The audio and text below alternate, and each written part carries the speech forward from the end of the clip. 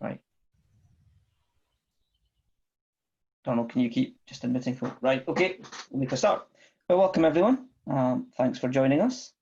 Next of our virtual series. This is our, Donald and I reckon it's our 11th consecutive. So yeah, we're pleased to be doing this, and thank you all for joining us. For those of you who have been with us before, welcome back. Always good to see you. A lot of familiar faces and names. And for those of you joining us for the first time, warm welcome to you, and thanks for being with us.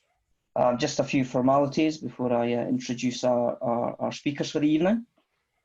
So we do have a code of conduct, as many will be aware. All we ask in short is that you are respectful to one another. We want everyone to have a harassment-free experience.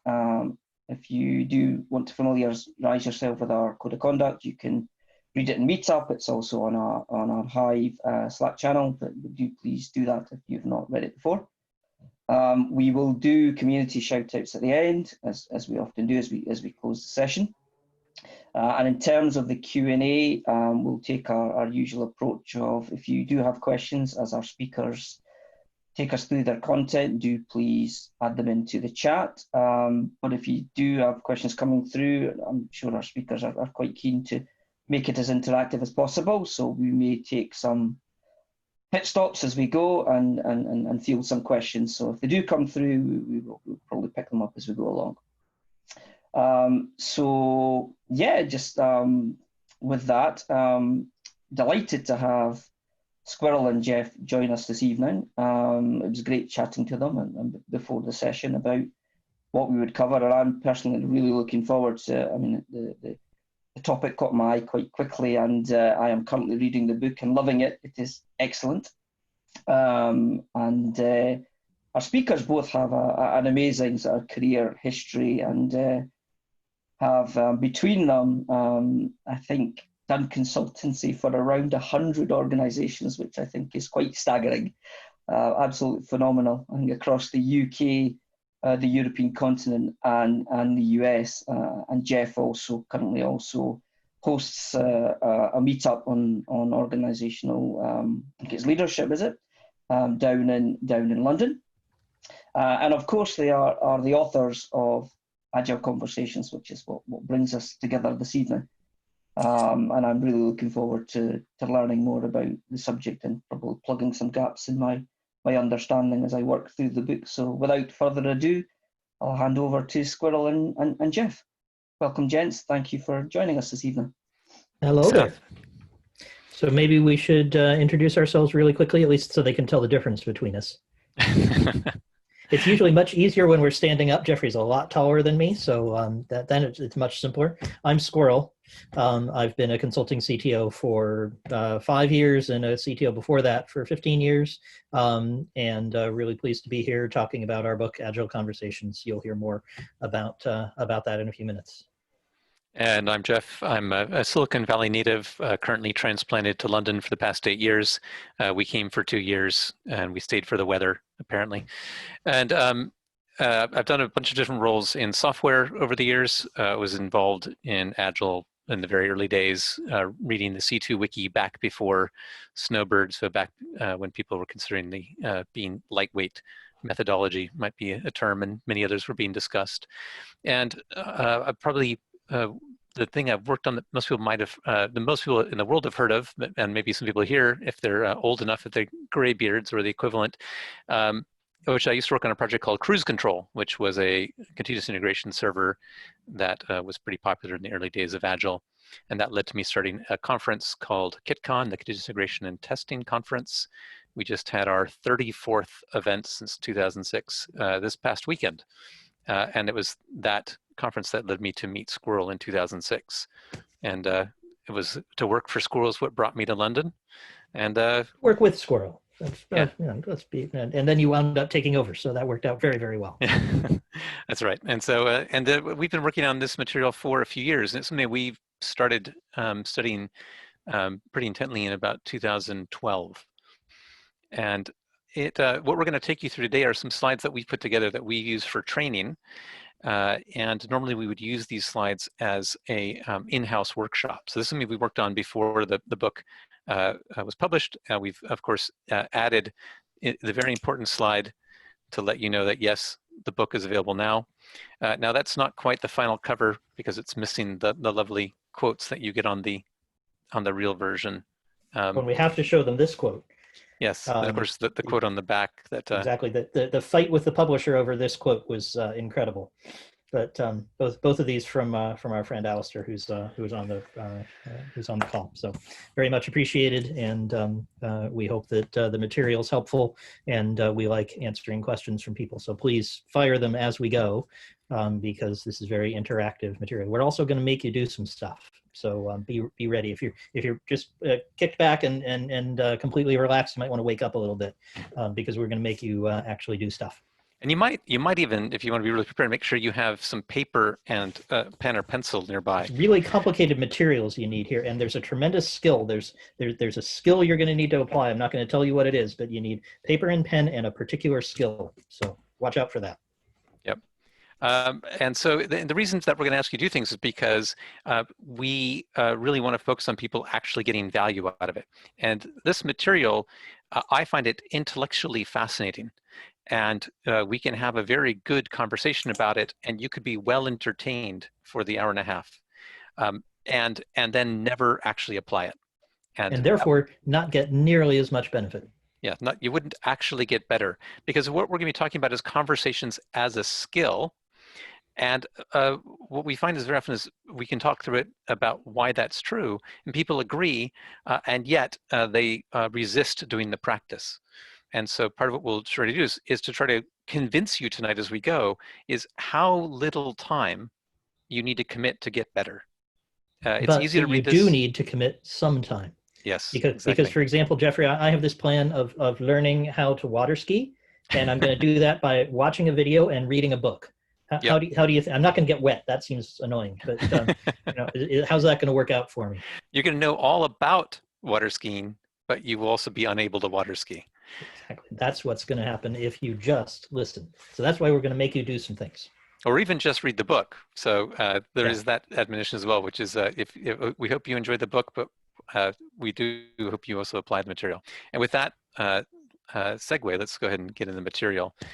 And we're going to kind of talk about the overall theory for a bit, get into examples, and then we will have a Q&A at the time. But as we say, though, we will take time and be, I think, Squirrel, you're monitoring the chat. I am, yes. And looking for questions, and hopefully, Sath, if you have a chance, if Sath sees something really exciting that we're not answering, we've asked him to please interrupt us.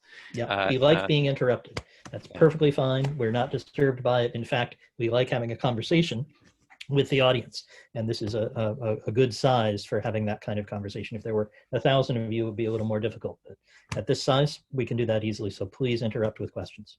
All right. So let's start what we talked about. We're talking about mining for conflict, which I think a lot of people will be surprised by right off. Like normally people describe conflict as bad. And in fact, at the conference this weekend, we were having a discussion and someone was talking about the person they worked with, and they said, that they had a good relationship with them. And I said, well, what do you mean by good? What is good? Yeah. Yeah. Tell me what does good mean? And it turned out what he meant was that good was, that they're kind of pals, they're kind of buddies. There's no conflict. It's comfortable. They have a comfortable relationship. And I said, well, that's really nice. But for me, in a work setting, for me, a good relationship is one that's productive. And if it's going to be productive, it probably will involve some amount of conflict. And the skill that we want people to develop from reading the book is how to have productive conflict between ideas, as opposed to either destructive conflict between individuals, or what's even more common, pleasant, nice relationships that don't actually go anywhere. And so we're going to talk about how you can improve your ability for productive conflict. And we'll start with here, giving an example of the kind of conflict we're talking about. And also what we're describing here is the way that you will be able to do your own conversation analysis. This is an example of conversation analysis taken from real life, from one of those consulting examples that we're talking about earlier. To give a sense of what's going on here, maybe Squirrel, why don't we start by just actually reading the dialogue? Let's do that. And You're really good at being what we call me here, at being the person who's, and it's very important to know who me is. Me is the person writing down this dialogue. Here's a hint, which is what you're going to need that piece of paper for. So you're going to be doing this soon, so pay attention. Me is the person who is writing this down. And that's particularly important because there are some thoughts here. And me, i.e. Jeffrey, are you willing to do it, Jeffrey? Would that be okay? Yep, absolutely. Okay. You're always really good at it. I'm better at being Robin. But there's an important thing, which is me, Jeffrey, has written down his thoughts and feelings, has not written down Robin's thoughts and feelings. And that's because unless any of you have developed telepathy, you cannot know what other people's thoughts and feelings are. You may think you do. There's a cognitive bias that makes you really, really tend to think that you know what someone else is thinking and feeling, but you cannot know, and therefore you're not allowed to write somebody else's thoughts and feelings on the left. So we're going to just hear Jeffrey's inner voice in a few moments. That's what he's so good at. And we're going to hear what he was thinking and feeling. We will not know what Robin was thinking and feeling. What we'll do is we'll start with the dialogue that you would hear in the room before we get to the inner voice. And this is how you read one of these. This is called a conversational analysis. We had a big fight with the publisher over whether it should be left to right or right to left. Save that for the questions, but you read what's on the right-hand side first because it's what people actually said. So Jeffrey, you ready? I'll be Robin? Yep. Okay. You know, we have to drop one of the product roadmaps from that presentation. There's just not enough time to finish all three. Okay, but they really have to understand our plan. Can we find a way to include at least the basics of all three products? What a pleasant conversation. I'm talking to my friend Jeffrey. You know, we're having a nice negotiation. Everything's great. Sounds good. However, we're gonna do this again, but yes. This time we're gonna bring in the inner voice. So, and the inner voice will speak after everyone. So after Robin speaks, you'll hear my inner voice. Then I'll speak, and you'll hear my inner voice. And don't worry, you'll know which is the inner voice. This is what Jeffrey's good at. Here we go. We have to drop one of the product roadmaps from that presentation. There just isn't enough time to finish all three. You're crazy. Why won't you show some commitment? I stayed up all night preparing the financials. Oh. Okay, but they really have to understand our plan. Can we find a way to include at least the basics in all three products? Are you committed enough to get this done? We have to get approval here or we're sunk. Those were different. Yep. And you definitely have a very different sense when you hear what's happening in Jeffrey's left-hand column than what you get from the right-hand column. And that's the point. That the argument of the book and the argument that we'll be making to you tonight is that bringing out that conflict and making sure that we do it in a productive way, bringing the things on the left into the right so that you're transparent, and being curious in order to find out what Robin is thinking, because Robin could be thinking something just as toxic and difficult and conflict-filled as Jeffrey, or could be thinking everything's wonderful, there's no way to know. Doing both things is tremendously helpful, and that's a skill that you can learn, but you have to learn it by practicing. And speaking of practice, this is now going to be your opportunity. So we mentioned a piece of paper. If you can get that now, and then Squirrel, can you demonstrate the complicated origami that goes into this? Here's the complicated thing you need to do. You need to fold it in half. Believe it or not, this precise action of getting out a piece of paper and folding it in half, and then the little bit you're going to do next, this is the thing that we've had the most trouble having people do when they read the book. So we're going to make sure all of you do it tonight. We're going to be coming around and checking. So what you want to do is on the left-hand side, now that you've done your folding in half, you now have two columns. That looks like what you have up here. You want to copy the top of the column. So you could just write, I'm just going to write thought and felt on the left-hand side. And on the right-hand side, I'm going to write actually said. So, and that's what you're going to put on the left and the right. And we're going to describe here a very minimal conversation. And so we're asking you to come up with something like this that's really just 2 lines of dialogue. So think back to a conversation you had where you were frustrated. Think back to some key moment, right? There was some key point in there where you're frustrated and where someone said something, you had some internal thoughts, you had a reply, you were thinking something while you wrote it. And it's all we're looking for is this sort of equivalent 2 lines of dialogue decorated with your thoughts and feelings. And I'm doing it with you. I'm not sure if Jeffrey's doing it as well, but so you can see how much effort goes into it, i.e. you can do this quite quickly. So if you're stuck, of course, stick something in the chat. Say, hey, I'm stuck. I don't understand how this works. If we were in the same room, of course, we'd come around and help you, but we're absolutely willing to give you a hand if you feel this is difficult or you're stuck doing it. Yeah. And really, you don't need to write more than what they said and what you said. So that's why a single sheet of paper is great. You don't need a whole long Bible full of back and forth. Yep. And so I'm going to talk for a little bit while people fill that in, because I'll just say this is often the obstacle, and people will often say they have come up with reasons, with excuses why not to do the work. And so here's some examples and you know, they're feelings people have. They'll say things like, well, I don't remember the whole conversation. And our response to that is, that's fine. Why don't you work with what you can remember? People will say, but I can't remember what people said exactly. We say, that's fine, do what you can remember. They say, but I can't really remember any of the specific words. We're like, that's fine. Make up the dialogue. Invent it. It will still be useful. And they say, all right, fine. So we're hoping that maybe we've walked you through a process that you've of resistance here that you've had. But there's another really important type of resistance, and this is often harder to voice, but we'll offer it to you we'll voice it to you. This would be threatening. I would have to write down what I was thinking and feeling, and I didn't like what I was thinking and feeling. Yes. It wasn't very nice. I didn't enjoy it. I don't want to relive it. This is unpleasant. And that's legitimate resistance. So if you're feeling that, you're thinking, oh man, I don't want to write down that conversation. I mean, I know what conversation I would want to write down, but I don't want to write down that one. Yeah. That's actually a very positive signal. We won't make you read these out, by the way. You can if you want to. We would love to hear it, but you can keep these completely private. You can burn the paper afterwards. That's okay. But I strongly recommend you to overcome that resistance if you possibly can, because the benefits will be huge.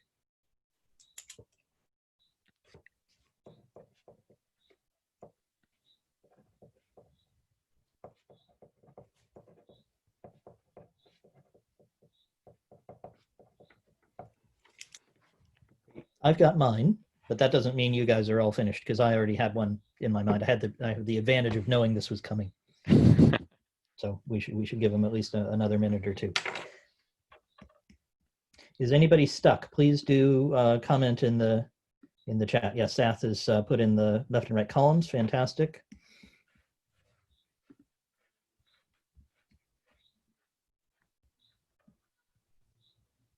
Now we have a place where we're going to use this relatively soon. So Squirrel, how do you think we'll go ahead and move on? People can continue working on their 2 lines of dialogue, and we'll move on. Does that seem reasonable? Sounds like a great plan. That was a great example of a genuine question. That'll come up later. Yes. So now there is one other element of resistance that I often find, which is the listeners here. We've just kind of dropped you right into this. We've given you no introduction. We haven't told you what this material is about. You know the title of the book, Agile Conversations. We've talked about conversations, but you're sort of like, why would I do this? What's my motivation? And the reason is we think that that productive conflict is essential for having high performance. The meetup I run is the London Organizational Learning Meetup. And the reason that that's the focus is, in my experience, the ability of a group to learn is the limiting factor of their performance. If you can learn, you can improve. When you reach the limit of your willingness and ability to learn, that's when improvement stops. And with groups, that ability to learn comes down to this ability to have productive conflict, and in ways that everyone would understand, everyone would agree. And we're going to put this to the test now.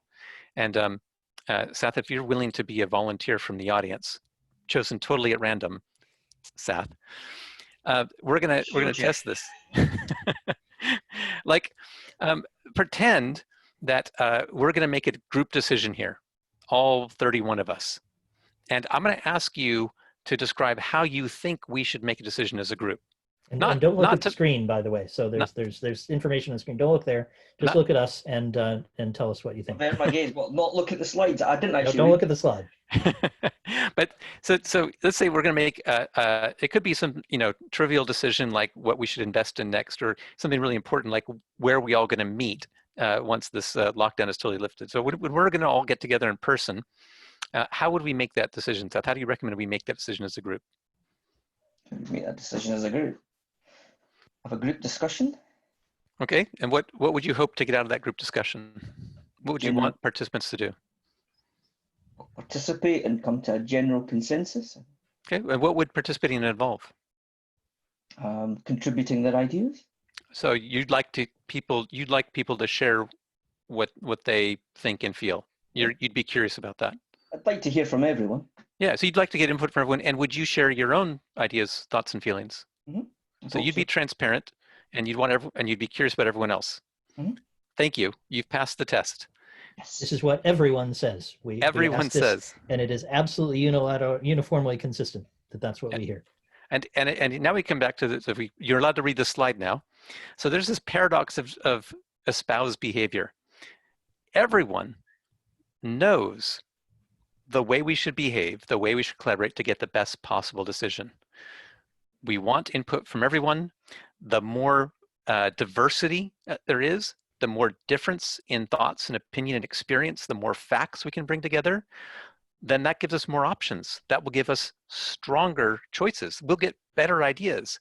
And bouncing these ideas off each other might spark new ideas and we come up with something better than anyone came in with.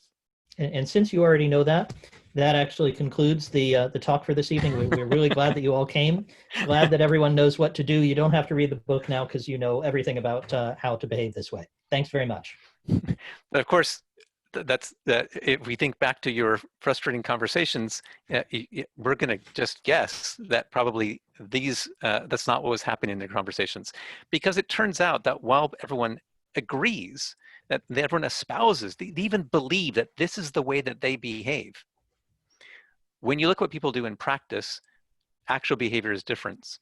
Well, you should be clear.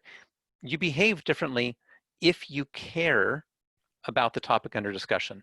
When you don't care, you behave exactly as Sath described, right? When you are disinterested, you behave rationally the way that you say people should. But when you care, suddenly it's different. Now you want your idea to win. And differences are no longer strength, they're now a threat. And as a result, we don't actually listen to other people, and we don't share all we know. So suddenly that curiosity about what other people think, that goes away, our transparency goes away. So we have less information, less curiosity, and this is happening by all parties. And we end up with defensive reasoning instead of productive conflict. And this is just because all I have to do is just convince them of this really important thing. I mean, in this case, it's just this one exception where I really need to convince them because it's so obvious that what I have is right. Right, Jeffrey? Of course. And the thing is, this happens because of our cognitive biases. This happens simply as a function of the way your brain works. And that means a couple of things. And among the most important one is you're not aware of when it's happening. When you behave this way, it's invisible to you. That's a function just of how your mind works. So this becomes really problematic then. How do we go about learning and observing things that are invisible to us because of how our mind works? And that skill of how to improve your conversations is exactly why we had you record a conversation. And what we're laying out here is the generic path to improve your conversations. And we have a very simple model, which is we call the 4 R's. Shall we walk them through the 4 R's, Squirrel?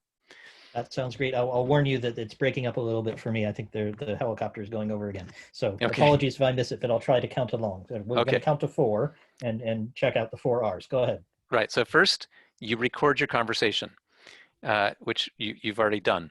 Second, we'll reflect on the conversation. This is where we take some tool and some model of what good behavior would be, and we go and analyze our conversation to see how how did we do relative to that model.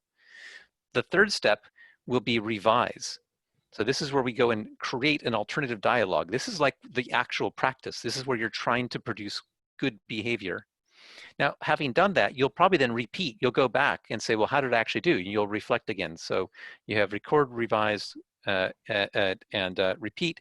And then finally, once you've done that and you've got something you like on paper, then you'll role play it with another person, because you've gotten to the point where you like what you've written, but can you say it? Does it come across naturally? And then it's also good to do a role reversal, which is to have it come back. And so that's the 4 Rs. Of which there were 6, I was counting. Yeah. So sorry about that. There are 6 4 Rs. We can't help you with that. Somebody wrote a book and we can't, that's what they put in it. So we can't help it. And so you've already done the first step. You've done the recording. And as we said, it's really essential to get this record out of your head. And the reason is... Hey, Jeffrey, yeah. I bet there are some people who are on this call who probably haven't actually got out the piece of paper and written it down. I bet they're okay, because they're just doing it in their head. It's in their head. They've got it really clear. It's as if they were writing it down, just the pen's across the room. Yes. That's okay, right? That's as good as recording. That is, unfortunately, that will not work. No. And the reason is, it's going to go back to sort of cognitive psychology. There is a part, there's in your brain, there are different capabilities. And one thing is a very accurate tool for measuring other people's behavior. And unfortunately, you have another part of your brain which gets involved whenever you are the subject, and these things interfere with each other. So you can't actually put this sort of fine instrument you have on yourself. It's sort of like having a microscope. You can't put the microscope under the microscope. When you externalize this, when you put it down on paper, you have that record, this is a process called self-distancing. Now it's no longer in your head. But self-distancing. That's right. Which is even safer, totally safe. So you have it, the self-distancing now gives that part of your brain that interferes with your analysis of your own behavior in real time while it's in your head, is no longer interfering to the same extent. So it's sort of like you can take a picture of the microscope and put it under the microscope. And that's kind of what you're going to do. You're now going to be able to use the tools that you apply to criticize other people to criticize yourself in a way that you cannot do when it's in your head. That's why writing down is essential. And there's a story. Exactly. And there's a story we like to tell here of a person from whom we learned a lot of these ideas, a guy named Benjamin Mitchell, who was working as a consultant. And he told us how he would go around. He wouldn't just record on paper. He would record with a phone or a tape recorder. He would actually record the sounds. And he would go back to his hotel because he was busy traveling. Remember when you could travel? And he would go to some client somewhere and he would record the conversations, then go listen to them in his hotel room. And he would play them. And then transcribe them. And transcribe them. And he did tremendous amounts of work to learn from his conversations. And as he was doing that, not infrequently, he would hear himself doing something that was completely the opposite of what he wanted. And he would shout at the tape recorder, Benjamin, his name is Benjamin. So he's shouting at himself in the tape recorder, Benjamin, don't do that. And of course, Benjamin went ahead and did that. So he was learning that actually maybe it wasn't such a good idea for Benjamin himself to do it. So that's a kind of extreme version of self-distancing. He managed to externalize himself into a completely different person that he was shouting at. So you don't have to shout at yourself, but it is absolutely vital that you write on an actual piece of paper that you've actually folded in half some actual words, because otherwise you will not get the benefit of this technique nearly so much. You people who are really, really anti-paper people, you can do it digitally. Yeah, that is fine, but it has to be outside you. It has to be somewhere else. Yep. All right, so you have your record. Hopefully we've, any of the laggards who were sort of doubting where they want it, they're thinking, no, yes, I can do this. I want to use my finely honed instrument on itself. Now we need a model. And through the book, essentially in each chapter from 2 through 7, we introduce different tools that you can use for this reflect step. And so sort of based on what skill you're working on, you can use different tools. And today we're going to focus on one particular skill and one particular tool, and it's one that people may have heard before, called the ladder of inference. And if there's the ladder of inference is something that if you were to Google this and look for pictures, you'll find lots of different pictures of lots of different ladders. They have different rungs and different labels. And I don't really want to get caught up on that, but there's a reason that this is my particular favorite, and I think yours as well, Squirrel, of the ladder. And it's better than the one in the book. We fought with the publishers a bit. We got a better one a good one in the book, but this one's the very, very best one that we've seen so far. Get them to draw this. Yeah. And what I like about it is that you have this head in the middle, and then you see the ladder starts below the head, goes through it, and extends outside the head. So there are the bottom and the top rung are outside of your head. And there is a real world out there there are things that will show up on a video camera. And then there's all these steps in the middle, which take place entirely in your head.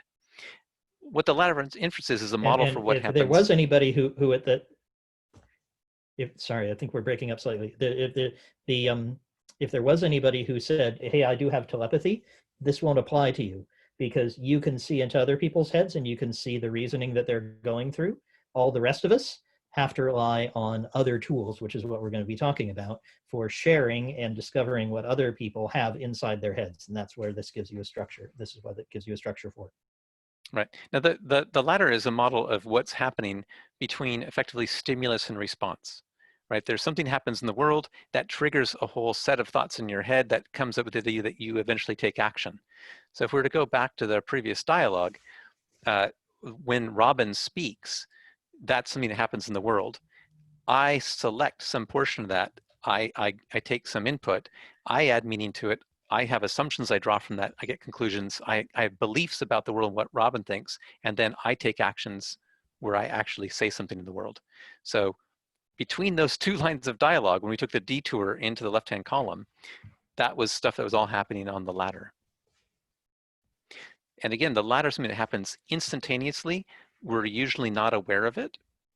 And part of using this tool is to go back and try to break the cognitive bias known as naive realism. Naive realism is the bias that says, I see the world as it is. I have direct access to reality. What happens in my head when I draw a conclusion, that's merely a reflection of the way the world really is. Now, this is something that is how we all feel all the time, but it is a cognitive bias. And it leads to predictable behavior of the kind of defensive reason we talked about, because if I see something and I believe that my conclusions are sort of objectively true, then if I enter into a discussion with someone and they disagree with me, then they must be misinformed because what I believe is true and it's obviously true. And if the person persists in disagreeing with me, then they must be doing it deliberately. They must have questionable motives because what I'm saying is obvious. That sort of mindset results from this cognitive bias. And the ladder is one tool to say, how can I navigate a conversation and try to avoid falling in that trap? So we're going to use this ladder in a couple different ways.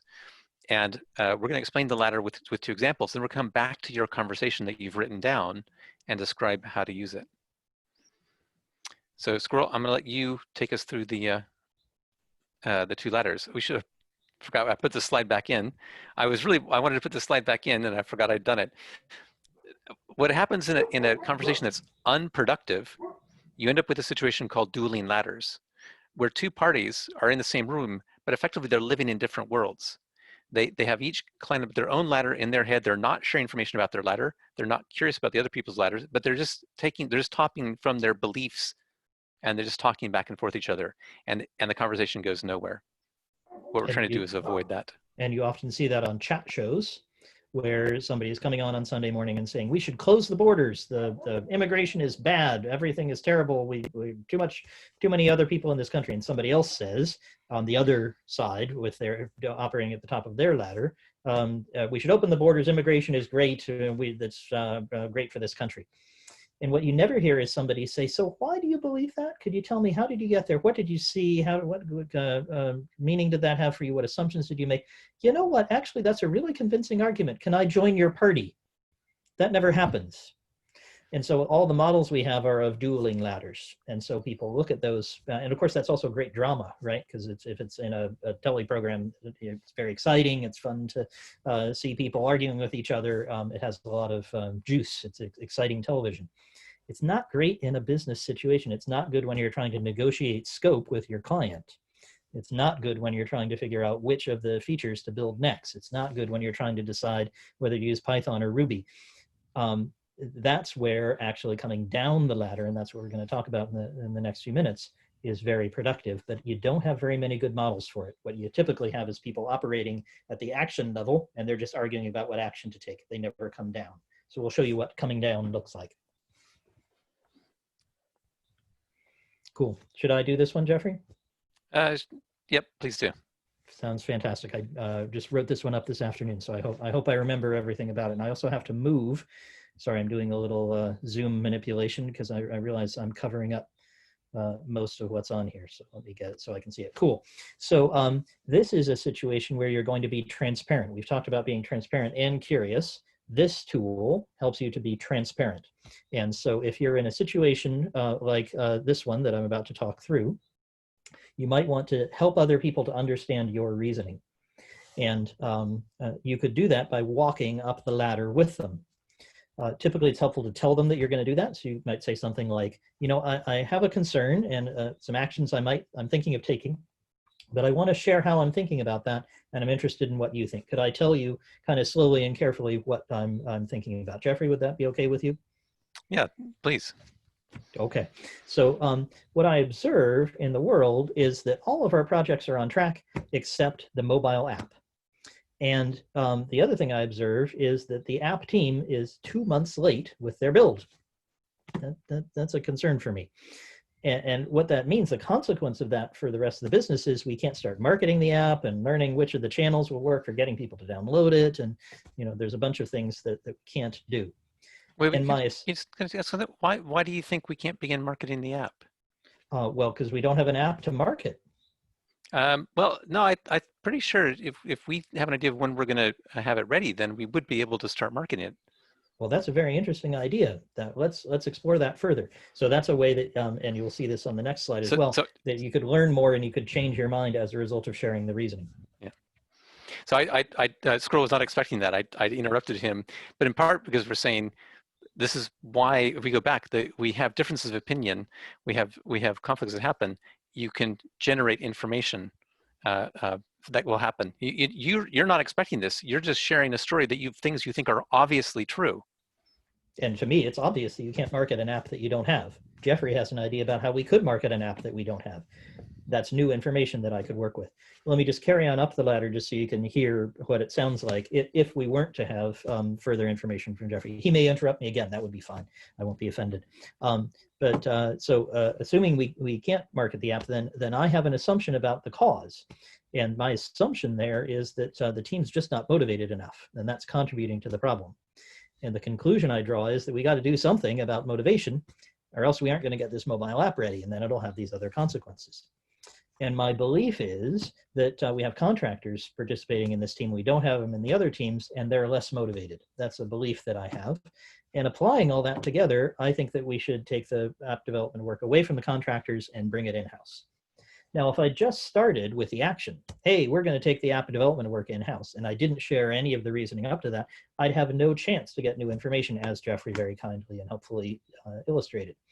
And even if there weren't new information, Jeffrey would have no idea why I had drawn that conclusion. He might think Squirrel wants to save money. He might think Squirrel wants to build the app with a different tool.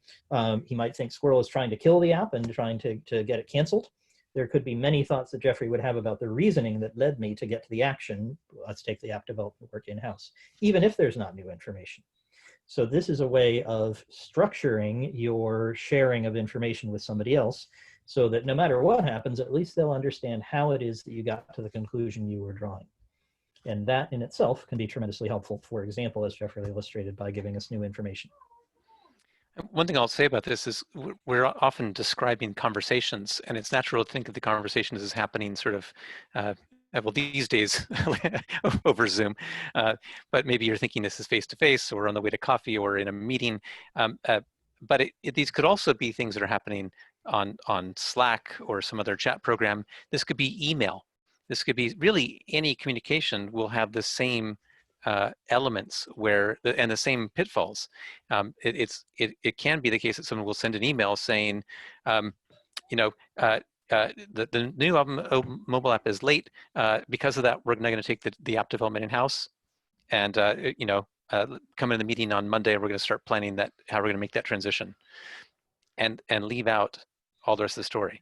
So when we're bringing this tool, is something you could apply not just to a conversation back and forth, but also one that's happening in sort of a different sort of medium, a different format. Cool. But there are other ways to use the ladder of inference, and this is actually my favorite way. And this one, some of you who are developers might be familiar with in a different guise, in a programming guise, because the analogy I like to make is when you use the ladder this way, and you'll see it in a moment, it actually feels very close to test-driven development, which sounds really strange. How could you do test-driven development for people, and what does it have to do with this ladder of inference? Well, for those of you who have done the TDD or have some familiarity with it, one of the crucial feelings that you have when you do test-driven development is this sense of calm and security. Because at each stage you're doing a little bit of code and a little bit of testing and a little bit of code and a little bit of testing. And at each stage, you know, either I screwed up, but I only screwed up a little bit, so I know I can go back and fix, or I screwed up a lot, man, I'm really way off, and so I need to go back several steps, or I'm on track. Tests are green, life is good, I'm getting what I expected. And all three of those are really reassuring because normal coding, if you do it without writing tests as you go, often feels very balancing on the edge of the cliff, right? I don't know, maybe this will work. I'll run the test in a few minutes. Maybe, I hope, maybe I'll run some tests. Maybe I won't. Maybe I'll check it in and see if it crashes the system. So often conversations can feel that balancing on the edge of the cliff way. And when you start to feel that way, a good thing to go back to that feels safe and comfortable once you've mastered it is this notion of test-driven development for people. So let's do one because it's easier to have the example in front of us. We're going to be testing at each stage and have that feeling of confidence. Jeffrey, would you be willing to think up something suitably surprising so that we can fall off the ladder and illustrate that? Oh, all right. Okay, Jeffrey's pretty good at this. We've practiced this before. So here, I'm not just going to be sharing my own reasoning. I'm going to be asking questions. So I'm going to be finding out more because I'm not only being transparent now, I'm mostly being curious. I want to understand what's Jeffrey's reasoning and how did we get to where we are and what might we do. So I start with some data. I say, hey, I notice that when we do our daily stand-up, we're at our desks and we're sitting down. Is that accurate? Is that what you see happening, Jeffrey? Oh, yeah, absolutely. Got it. Okay. And what I noticed from all my consulting and when I've worked with other teams, when people are sitting down, meetings take longer. Do you see it that way? Do you see it differently? How do you see that? Oh, I think that's definitely true. Got it. So the conclusion is that I draw that if we continue to be sitting down, our stand-ups are going to continue to be kind of long. Does that seem right to you, or am I missing something? I think that's right. Okay. And a belief I have is that efficiency is good and that we should try to have short meetings if we possibly can. So I have this thing that, this idea that maybe we could be trying to be more efficient. Does that seem right to you? I really don't agree with you there. I mean, this is really just like our first week all back in the office. Red test, in case you were keeping score. All of them were green up to this point. Keep going, Jeffrey. Yeah, it's our first week back in the office after having been away, and I think it makes sense for us to kind of get a little time reestablishing relationships with people. So I think a bit of extra time in our morning stand-up is no bad thing. It's really getting those relationships reestablished to me seems more important than sort of efficiently getting on task. What do you think about that? Yeah, I think that's an interesting idea, and we could incorporate it for sure. I have seen that the team's cooperating better. I still have a worry about our long-term efficiency, though, that if we were to continue this for many months, that we'd be losing a lot of time. Do you share that concern, or do you see it differently? Oh, sure. I mean, we used to have the stand-up standing up, so I expect we'll go back to that after, a couple of weeks. Do you want to just we can check back in and say a fortnight? That sounds like a good plan. I'll keep an eye on it and come back and check with you in a couple of weeks.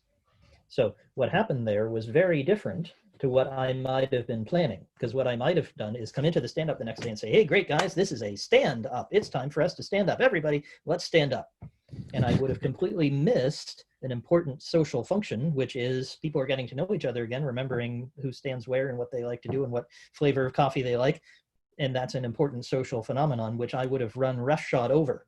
I would have missed it completely. But when I use test-driven development, for people in this way, I was curious, I was able to find out and move quite slowly. It felt like a slow conversation, right? This is not going at top speed, but what I'm doing is being certain at each stage. Yep, we agree about this, we agree about this. Red flag, wait. We don't agree here. And then when I know where we don't agree, I might move my position. Jeffrey might move his. We might go to a third place that is better than both of them. But what's crucial is I'm confident at each stage. And that's why it's like test-driven development. All right, so we've walked you through the ladder. This is a chance for you to ask any questions about the tool. Because in a moment, you're going to be applying it. Exactly. So if you've gotten comfortable again, time to get uncomfortable, because we're gonna be getting you to do some stuff.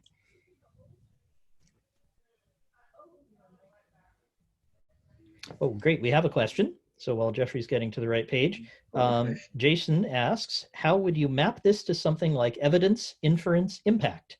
The ladder of inference seems a bit longer for me to use fluently in the moment. Several questions in there. Those are great. Similar to many feedback models.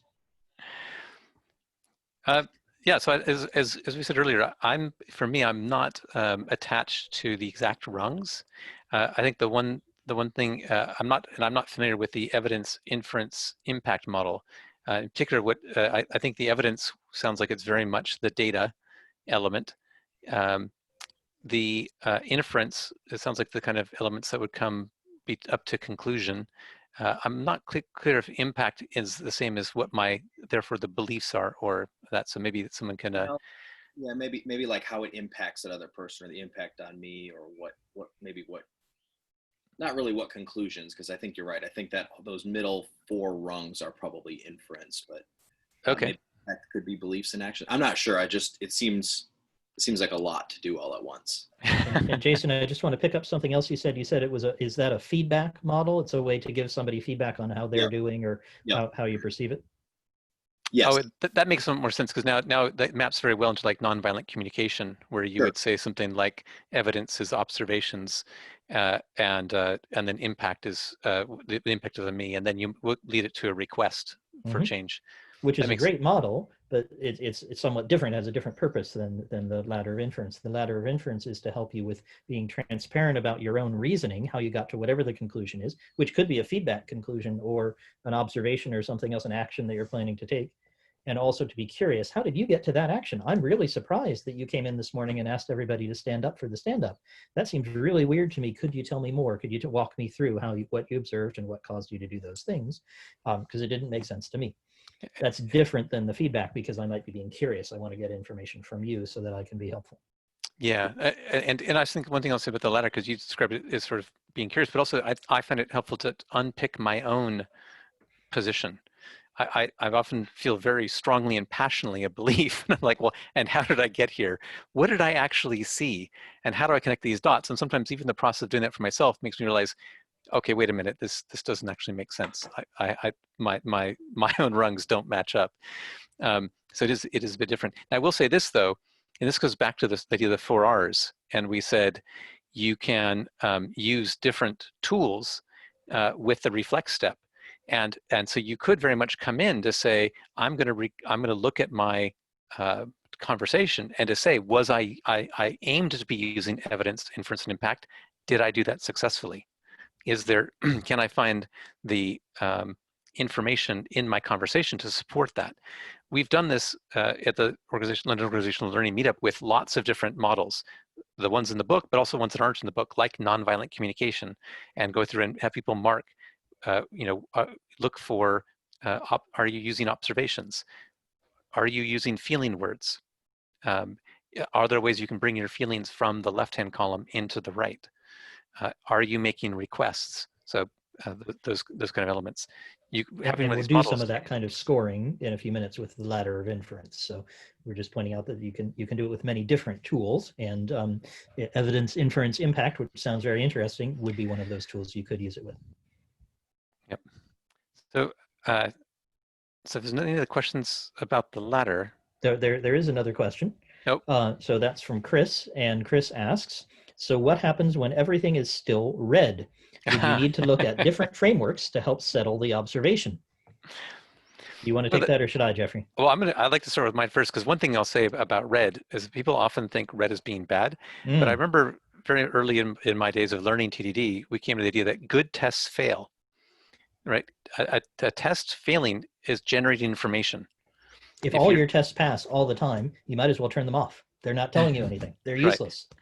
So if you think about this in the conversation, you have 2 people who disagree about what course of action to take. And you're trying to understand why, like where do we differ? We're trying to go back and from the fact we believe to take different steps to say, well, let's now be curious. What's the information that we're each basing on it? How do we generate the information and mutually learn? How do I learn what the other person's experiences were. How do they learn mine?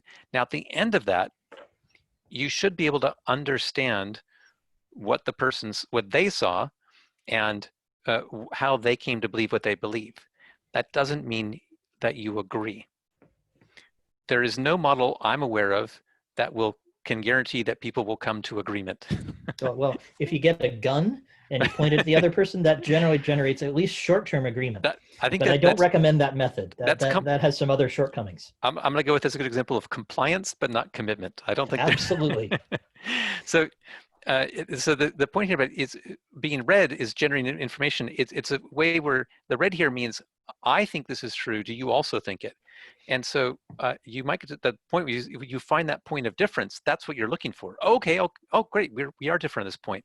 Now, why is that? It's not like my goal should not be to convince you. Maybe we'll get to that later, but I want to start by first understanding you. There's like 7 habits of highly effective people. Rule number 1, seek first to understand, then to be understood. Having discovered there's a point where we're different, I really want to get curious and learn more. Oh, really? Okay, well, what have you seen? And what happened then? And how did you get to this point? Like, help me understand your ladder. And until I can understand your ladder, until I can say it back to you, oh, okay, so it's like X and Y and Z, and that is why you think we should therefore be standing up. And until I get from the other person, that's right. Yes, you understood me. Then I'm not ready to move on back to explaining mine. And there's a crucial thing which this question, thank you, Chris, for asking it, gives us a chance to underline. It might not have come through as clearly, and that is, it's even better, and it's a very effective method, to be trying to be as low on the ladder as you can. Because if you're probably pretty easy to discover a difference about what we should do. So I think we should stand up for our stand-up, and Jeffrey thinks we should sit down, and it's pretty easy to detect the red there. But it's much more valuable to come down the ladder. For example, sometimes when we do this, Jeffrey will say, no, we're not sitting down, Squirrel.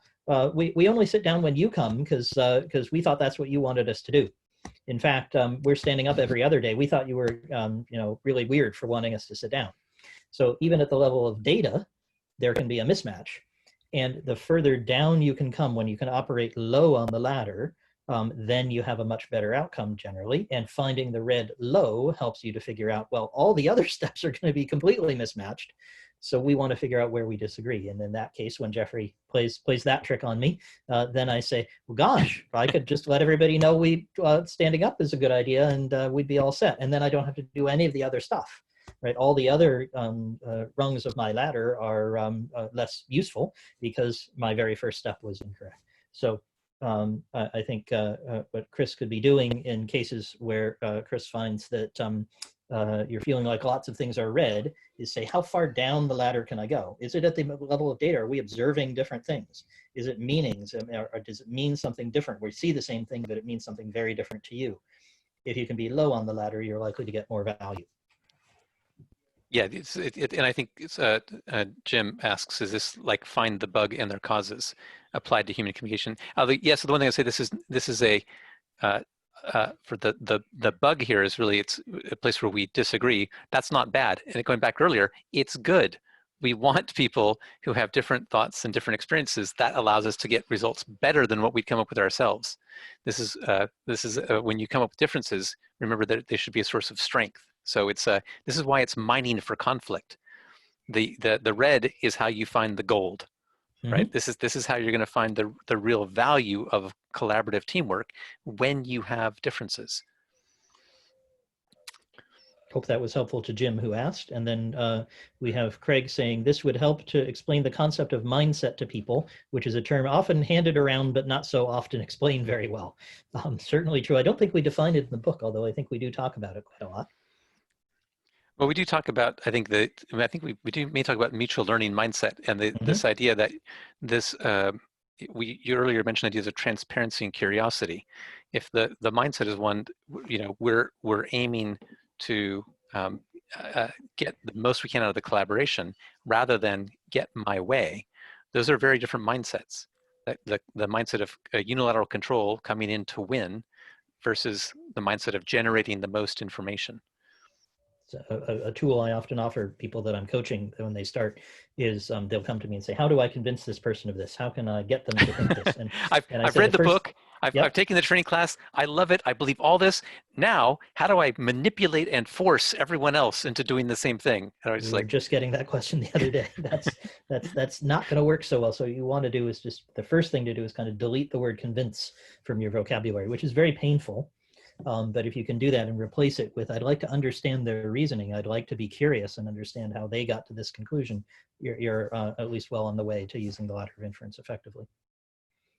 Should we do some scoring, Jeffrey, or do you have a different idea? I think we'll move on to the scoring to revise. Yep. And so if we go back to the 4 hours, so what we're going to do is, I said, the reflect step. We're going to do reflect and then revise. And we're going to do these relatively quickly. Now that you know the model, the whole thing doesn't take a long time. The reflection that you're going to look at is back at your frustrated dialogue. One thing is, you will not score the equivalent of Robin's dialogue. What the other person said is what they said. That's not open for you to change. If we could have different conversations by saying, I'm going to, in the future, make Squirrel say this instead, and then it'll all be fine. Oh, that'd be wonderful. But again, We're we back don't have to that telepathy. power. If you've Exactly. got that, talk to us. We'll write another book. Yeah, but so the places that you can work is the left-hand column is all open for you.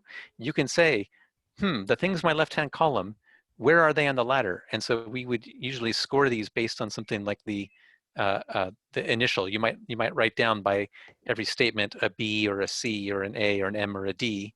Yep, they've all got different initials, I think, except actions and assumptions, but it's not too likely to confuse those. Yeah. So the action then is to get out your pen. We really mean this. Get your paper. You already wrote on it. You know how to do this. Get to someplace you can write. And for each sentence, label it with one of these rungs on the ladder. This may be tricky. Then you might need help, which is what the chat is there for. So I'm going to do that now and invite you guys to do the same. Tell us if you get stuck, but try to label each one with where you were operating. And of course, only you, not the other person. So this will apply both on the left-hand column and also your dialogue on the right. Exactly.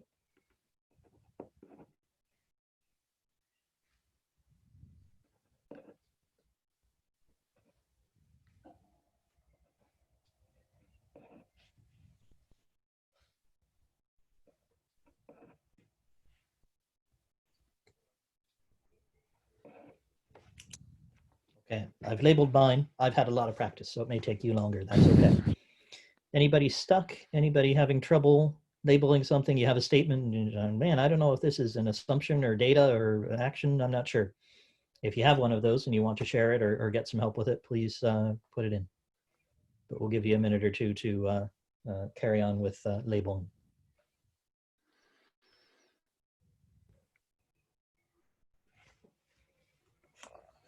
And you know, Jeffrey, I can't exactly remember how we score, but the great thing about having written a book is that you know a good place to look something up when you don't know it. So I don't remember exactly what the scoring is. You probably remember it perfectly, but I'm looking it up because I don't exactly remember. There's a really nice thing that's a little less well labeled in the book, if you do have it.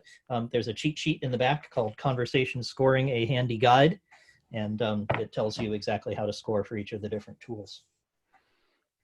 Not got that far. I've not got that far. Well, that's what I wish we came up with it late in the writing, so we didn't signpost it as well as we'd like in the earlier sections. We should have done that. I've got all that to look forward to. But you can flip ahead to it, so it's like a reference in the back of the book. Like in calculus books, you know, they have all the formulas for the derivatives and the integrals in the back. That's what this is. Got it. Okay. Yep, we did it right. Okay, good. Good news. Good job. We have a book to refer to. Well, I was curious. I was trying to remember what comes next then. So we having done that, Yep. I was then going to say people might look and say, of all of the things that you labeled for yourself, what was lowest on the ladder? Mm-hmm. So, and put this in the chat now. So go ahead and type beliefs or write conclusions or assumptions or meanings or data, and we'll see how low that you got in what you were thinking, feeling, or saying.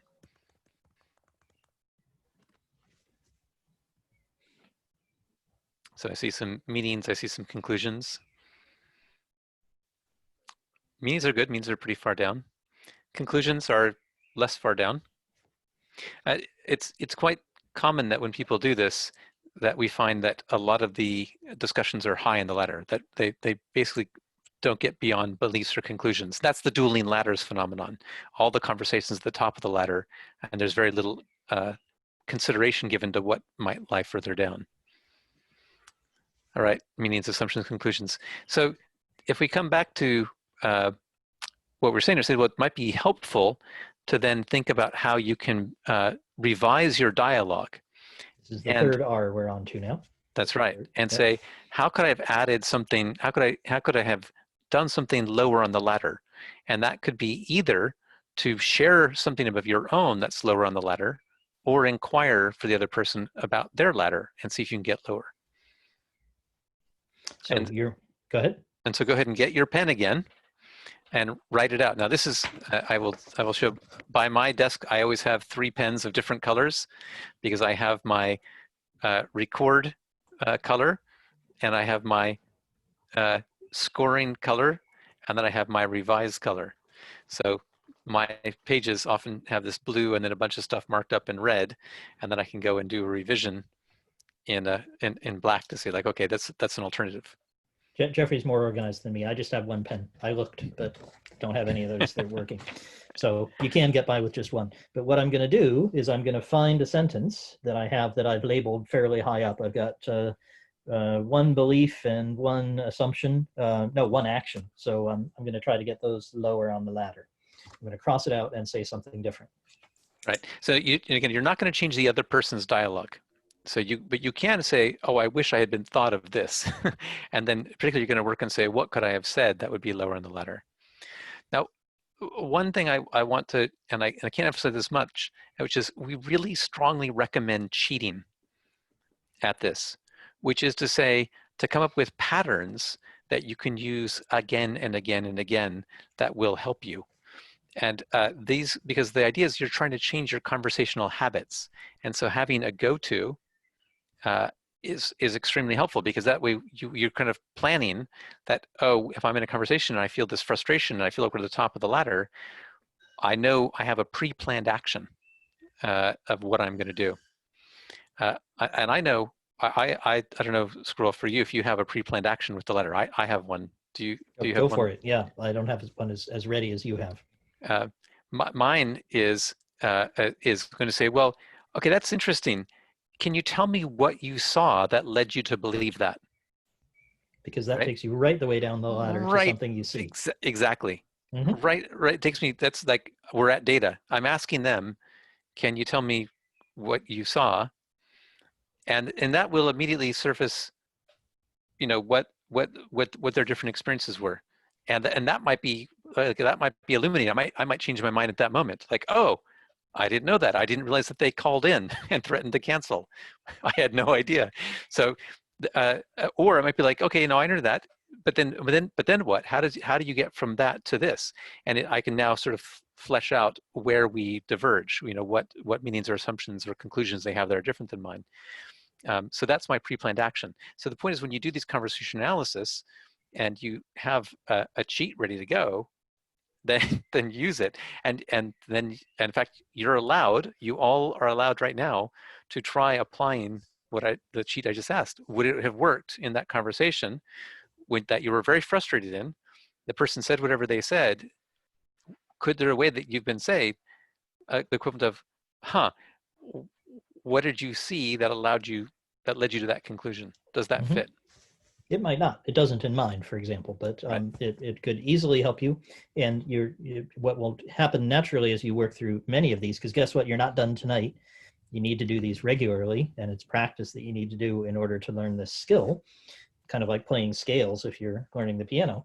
But as you practice, you'll develop your own library of these sorts of things. You'll have things that'll fit you. Jeffrey and I have ones that work for us, but that they may or may not work for you.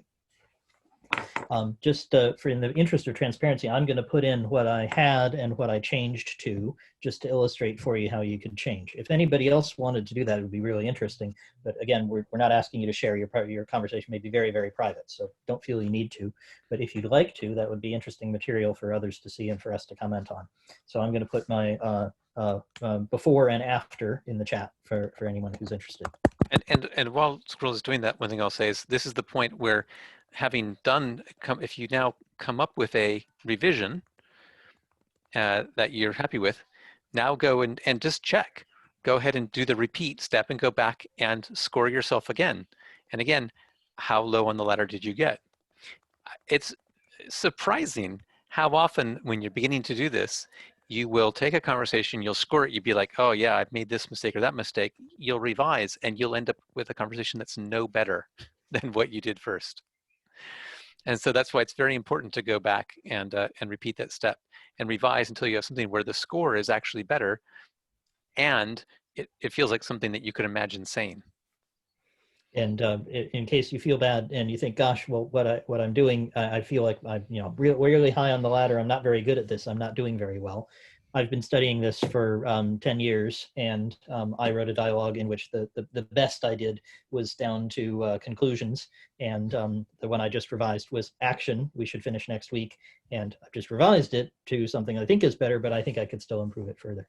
So the goal here is not perfection. The goal is steady improvement, which is a very agile principle to adopt, of course. So Squirrel, would you be willing to be our guinea pig to go on and maybe go on and illustrate role play and role reversal? Absolutely. The only limitation I have is that you don't have my dialogue. So the very best thing that we can do when we're all in person is I could hand you my dialogue and we could have it. So yep. We can't quite do that. But do you want me to role play it with myself? Do you want to try being the other person? I'll try. If you can give me could you type in my lines? Sure. I can just tell you your line. Or you can just tell me my lines. Okay. Yeah. I disagree. Oh, okay. That's your line. Do I say this first? Second. A second. So you're going to say first, and I disagree. Yep. Okay. Everybody ready? Okay, here we go. I think we should have the plan by, or should I role play the new one? This is a good point. Yeah, we role play the revision. Yeah, that's what I thought. Okay. Yep. So I'll role play the revision, which wasn't what I was reading. Yeah. So your line isn't going to be I disagree anymore. That's right. So previously it was I think we should have the plan by next week, and your revision is I disagree. So you're free to respond as you wish. Yes. What priorities are we working to right now? Okay. Actually, I'm not going to do anything else because when I do this in the organizational learning meetup, if the other person leads first, then we go ahead and do the role play both ways. But when you do your line, we don't know to be. The question here is, so Squirrel, can you imagine? Is that dialogue feel like something you could imagine yourself saying? Do you like the way that sounds and that feels okay? Works pretty good for me. Okay, good. We're going to try it the other way now. We'll try role reversal. So now's is a chance for you to see what it sounds like. Are you ready? Yep. I'm now going to be you. So what are the priorities? What priorities are we working to now? Yeah, that feels okay. I could imagine how I could list for some priorities for you.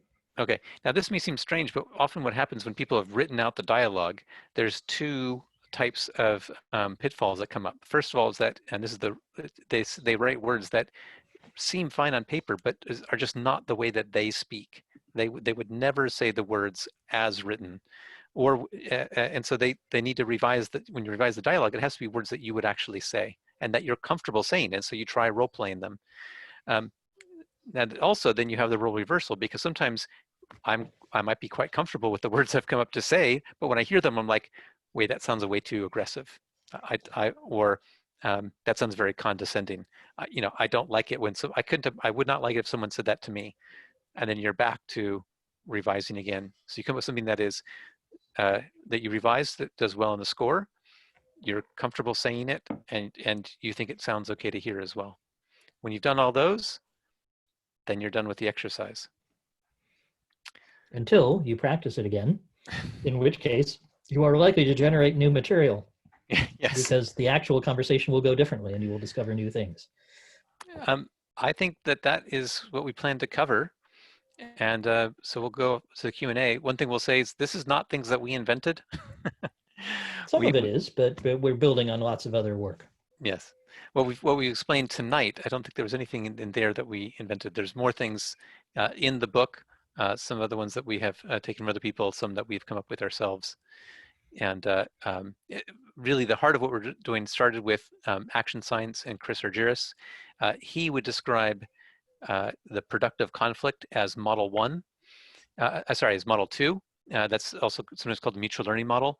His model 1, what people do is their default behavior is what we called as defensive reasoning and destructive conflict. So those are bad. There's other resources that you can learn from. I'm a really big fan of the Chris Urger's article, Skilled Incompetence. And our plan, I don't think we asked Sath or Donald about this. Can we share these slides? Is that something you can publish out to the participants in some way? We'd love to share the slides, Squirrel. Fantastic. So we'll figure that out. So you Brilliant. should be able to get these. If for any reason you don't get them, feel free to get in touch with us. All our contact information is coming up in a moment. So we definitely want to share that. There's a book. I don't know if, did we mention it? Did we mention I think we've probably mentioned the book. So we'd love to hear from people who read the book and what they think of it. Yep. And the way that we could hear from them is here. So we have a website called conversationaltransformation.com. If you go to agileconversations.com, it takes you there. So it all goes to the same place. You can sign up for a newsletter that we send out when we have new news to share. We have a Slack instance, so if you like talking to us, you want coaching and help on how to improve your conversations, you can go there. And Jeffrey and I are on, I think it's episode 123 of our podcast. So there's a long history, and it comes out every week. And that one's called Troubleshooting Agile, but you can find it all on conversationaltransformation.com. And there's information about finding each of us as well here. Fabulous. Thank you, gents. That was tremendous. Thoroughly enjoyed it. It was fabulous to watch you sort of role-playing the various conversations. Such powerful tools. It was helpful, and we really liked watching people write, because that's fantastic. I can imagine doing the actual work. So imagine if you're obviously doing it sort of in a sort of face-to-face sort of environment. You can obviously wander around and watch people beavering away and watch people struggling different. And give them pointers, etc., which you can't. That's okay. I was spying. I took a few looks. I saw people vigorously writing. So well done, everybody. I appreciate that you take the time to do the effort, do the work, because it makes a huge difference. So do we have any questions, folks? We have a few minutes before I'll bring the session to a close. We have time, maybe a few minutes for a few questions if there are any burning questions. No, I think you guys have stunned them into silence. I think I see. So yeah, no, really, I find it absolutely fabulous. And as you know, I'm a big fan of the book, and I'm enjoying reading it. And I expect, as you say, it's the kind of thing where you'll keep referring to it, and clearly it's something that requires practice to sort of fine tune your ability. So the deliberate practice thing, which I'm kind of a fan of more widely anyway, that one should be doing whatever they're trying to get better at, is going to be the order of the day on this. Probably struggle the first couple of times you do it, and then the more you do it, you kind of get into a rhythm, right? Yep, but it never feels completely natural. These things are things you have to keep practicing. Just like you don't, if you're a concert pianist, you still practice the scales. It's still something you have to do in order to keep yourself in the habit. One thing I'll be curious is any particular aha moments that people had as we went along. So feel free to put this in the chat, or Sath, if you had any particular aha moment. Or it was few enough people just unmute themselves and speak, right? We don't mind. Just for myself, to be honest, thinking the dueling ladders is probably an accurate way I would describe some of the conversations I have with my other half. We often hear that. We're not qualified as therapists, so we won't tell you that these techniques work wonderfully in families, but we often anecdotally hear that. So we're giving you advice for work, but it is something that happens often in all human relationships. So not just Agile teams, other work relationships, personal relationships, they all come up. I'm also a fan of the nonviolent communication. I think that's another excellent text, and there's a lot of amazing sort of ideas in there as well about the reality of conversations and empathy, etc. I think we do have a couple questions. Yeah, I saw someone saying, who would you recommend role-playing with? Which I think is a great question. It is. Worst case, if you could do it with a mirror, because at least get practice saying it. But usually, in my experience, I've often had friends or colleagues who I can role-play with, because especially the role play and the role reversal, they don't need any knowledge of the situation. They're really there for you to practice speaking to another human and for them to speak back to you. So that it takes no special knowledge to do it. just it takes is some nice of to good do. heart. Yeah, and sort of the very best situation is one which Jeffrey and I were privileged to have, where you have a little learning group, and you work together to have these conversations, and you practice with each other, because the other person is also studying the same kinds of things and can give you feedback. But that's absolutely not necessary. It could be a stranger off the street. It could be your next door neighbor. It could be the person who sits next to you at work. All of those would be just fine. It's nice if you happen to be studying the same things. By the way, Jim has one of my favorite questions, and he said, in your experience, how do you get people who are reluctant/resistant to these methods to engage? Now, the important part is that these methods are all about self-reflection, which means the person who's reluctant is you. So that's the start. Now, what often happens is that these conversations, these techniques are really all about how you change how I change how I speak. Other people will change how they respond. And that seems natural, right? This is cause and effect. If I'm speaking differently, they'll respond differently. If I may say or may different not words, be better. Their response might not be what you want. Their response might not be more or less productive. There's all kinds of things, but the situation will change. And what will particularly change is you and your response, and what you get out of the conversation, and what you're able to put into it. Yes, and so I would say there's a couple of things that happen, and part of this is it helps to be humble and remember that I am part of the other person's environment. That people are navigating their environment. I'm used to thinking of myself as the hero, right? Because I live my whole life watching the movie from first person perspective, but in their movie, I'm an extra. I'm some background player. So. And people are responding to their environment. When I change their environment, that's a different stimulus. They'll respond differently. Usually constructively, like the patterns that we lay out here, when people are transparent, when they're curious, natural human inclinations lead them to respond differently. People generally like to explain themselves. They like to have people pay attention to them.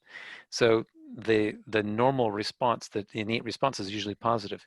Now, in the end, as I said, there's nothing about these techniques that would lead people to naturally agree. If you've executed them perfectly, you can say, okay, I perfectly understand now. We disagree.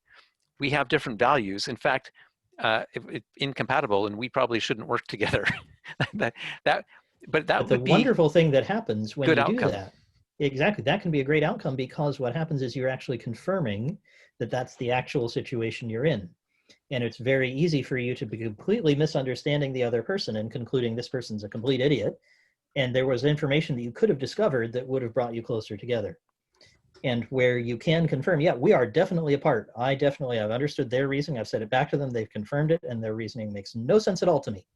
And therefore, we are not going to come together and agree, and we should do different things, because trying to collaborate is not going to work. When you can confirm that, you're actually ahead. And that's actually something that can happen even if the other person is not familiar with any of these methods, not mirroring any of them back to you, not responding in a constructive way. You can discover that, and at least you've given it your best shot, and you've confirmed the situation that you're in. You have tested it, rather than doing what's so natural, which is to use the cognitive bias that leads you to believe that you know what other people are thinking. Which, if anything, if we've succeeded in anything, we've given you the very clear notion that you can't know what someone else is thinking, and it might be a good idea to ask. About 5 minutes left. It's maybe time for one more. It's clear that everybody loves the idea of people, TDD, and I do too. I think it's an excellent idea. Excellent. Glad we could share it. Yeah, that's brilliant. Any final questions, folks? When I wrap up, I think we might be good. But yeah, no, you've got a whole wide range of resources for everyone to tap into, and I'm sure others will enjoy your book. But no, just to say thanks, Squirrel Jeff. Fabulous to have you join us tonight. Thank you for taking the time. I find it highly enjoyable and very thought-provoking, as I'm sure did others. So no, we usually do the workshop, but I'm going to give you a little bit round of applause. Thank you. Thank you everyone for your time and attention. We appreciate it. It was great. It was great. Just a couple of quick points just to close. So in terms of community events, tomorrow night, I don't know if any of you guys are into visualization and visual thinking as I am, but our friends at the ScotViz meetup, they've got another meetup tomorrow night. So if that's of interest, do look that up. It's on Meetup. I'll certainly be there learning a bit more about sort of lettering. I've got Heather Martinez doing some stuff there, so that should be cool. Our next session next Wednesday is with Tony Ponton, who will be talking about how to do big room planning remotely. So I think that I'm sure will be of interest to a lot of people given the current climate we're in. So if that's of interest, do please sign up for that and help spread the word. He'll be joining us from Australia. So yeah, that should be good. It's going to be pretty early for him over there, but he's agreed to do it. So yeah, we're grateful for him for doing that. And then yeah, keep checking out our sessions. We have a whole bunch of sessions in the diary over the remainder of June, July, and for much of August. And Donald and I and the rest of the team will keep planning in as much as we can. So thanks for joining us. We appreciate it. We hope you got a lot out of it. And if you do have any feedback for us, please do get in touch with myself, Donald. You can reach us through all the usual channels. Please use the LinkedIn group if you want to continue the conversations. We'd love to see them carry on, and we hope we'll see you again. Thanks for joining us. Thanks, folks. Thank you.